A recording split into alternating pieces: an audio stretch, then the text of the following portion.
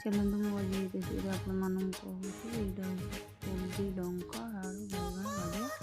ଏଇଟା ମୁଁ ଭୁବନେଶ୍ୱରରେ ଫାଷ୍ଟ ଟ୍ରାଏ କରିଥିଲି। ଗୋଟେ ମିଡ଼ିୟମ୍ ଦେଖିଲି ସେଇ ଲଙ୍କାକୁ ସେମିତି ଛୁଙ୍କ ରସୁଣ ଛୁଙ୍କ ଦେଇ ବନେଇଥିଲି। ମୋତେ ବହୁତ ଭଲ ଲାଗିଥିଲା। ଚାଲନ୍ତୁ ଏବେ ଦେଖିବା କେମିତି କ'ଣ ବନାନ୍ତି। ଫାଷ୍ଟ ତେଲ ନେଲି, ଫୁଟଣ ନେଲି, ଶୁଖିଲା ଲଙ୍କା ନେଲି, ରସୁଣ ଟିକେ ଟୁକୁରା ତାକୁ ପକେଇଲି। ତାପରେ ଲଙ୍କା, ତେଲ ଲଙ୍କା